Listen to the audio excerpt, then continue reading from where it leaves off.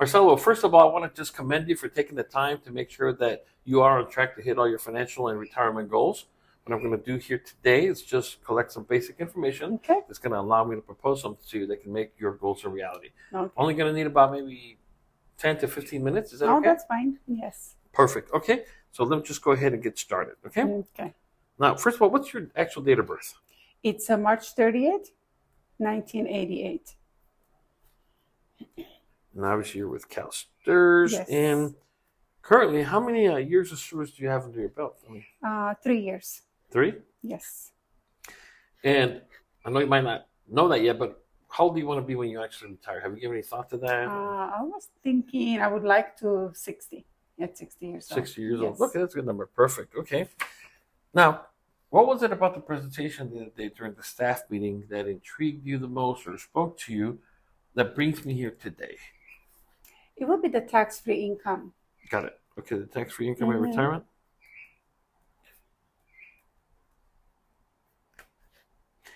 And having said that, what are you doing to prepare for your retirement outside of your CalSTRS, if anything?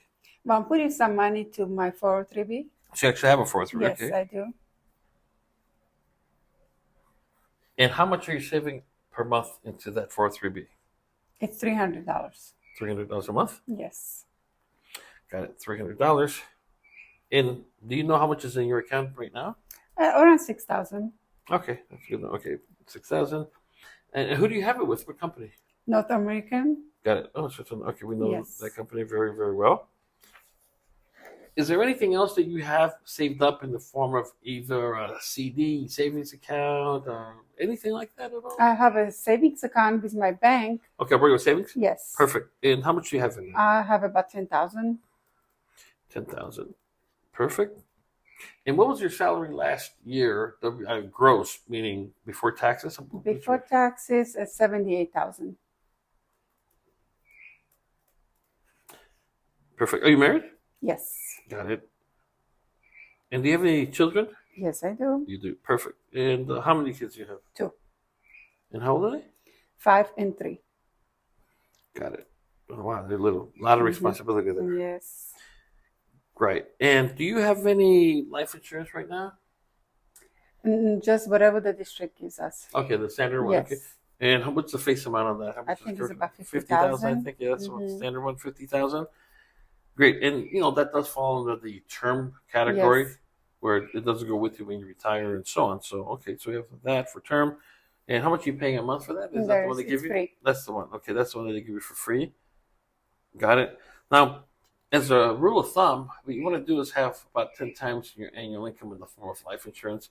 In the event that, God forbid, something was to happen to you, there's going to be funds available to help your family out during that very challenging time, Okay. especially you being a breadwinner. And so if you're making, let's just say, 50,000 a year, you Mhm. want to have about $500,000 so that way, again, it could help push your kids through college. Because it will more than likely take multiple years for your family to get back on track and, Yes. and so on and so on. Okay? Okay. Now, do you use any tobacco products at all? No, I don't. And do you have any significant health issues? Maybe taking medication for anything? No. Nothing? Good. Okay. No. And if you were to definitely go ahead and try to make all your financial goals and retirement goals a reality, what would you say would be a comfortable amount of money you could save on a monthly basis to make those dreams a reality? I think I can do probably $300 more. $300? Now, Yes. is that on top of On the top 300 of- for the 403b, yes. or so that's okay? On top of it. On top of that, so 300 for your 403b plus $300 above that. Okay, perfect.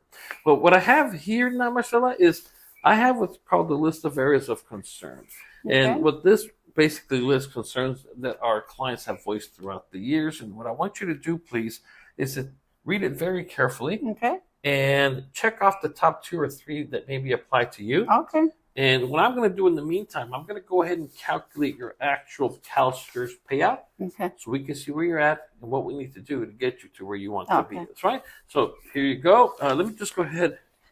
I have an extra pen right here. Okay. Thank And you. while you do that, I'm going to do this. All right. Okay. So just give me a minute, please.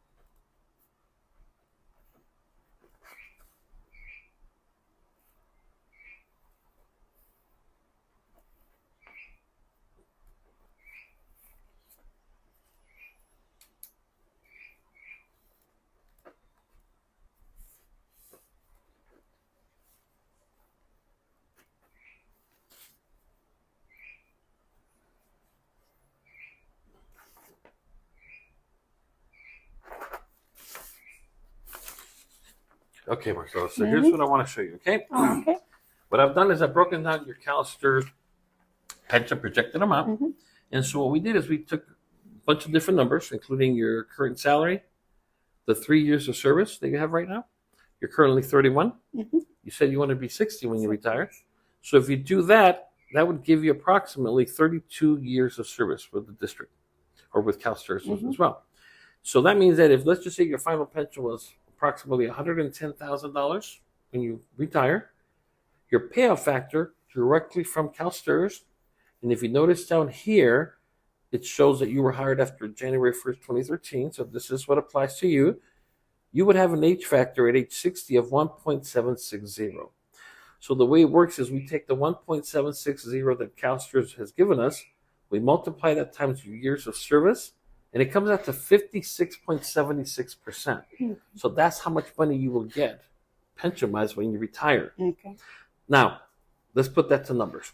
So if your last highest year is 110,000, 56% of that is 61,962. So if we take the 61,962 and divide that by 12, because you will receive your pension on a monthly basis, that means that the gross pension would be around $5,162 a month. Okay. But we haven't accounted for what? Taxes, because your pension is fully taxable. Yes. And so that means that you would be taking home, give or take, around $3,613 a month, $3,613. So what I would like to do now is kind of put this in perspective for you. And so what I'm going to do is remember your number, which is 56%. Yes. So I'm going to do this right here. And this is something we refer to as your piece of the pie, your piece of the cake, whatever you want to call it, right? And so what this basically represents is here at the top, it represents you receiving 100% of the income while you're working. Now, if you remember, when you retire, your percentage is what? 56. 56. So that means you're going to be above, just over half, above half what you were making. Now, the good news is that your pension of, in this example, 56% will come from CalSTRS, and you cannot outlive your CalSTRS pension. Okay. Now, unfortunately, it is taxable, but I'd rather receive taxable income than no income. But you have a tremendous income gap. Look at that. Yes. And so the way most teachers try to make up that gap is kind of what you're doing. A 403B, maybe an IRA, things like that. The challenge with those products is that we refer to them as, declining assets, if you would. And the reason that we say that is because what happens is once you build it up to the biggest you've ever had it, you start to systematically deplete it. And so it starts to decline until your balance hits zero, and now you're left with just your pension.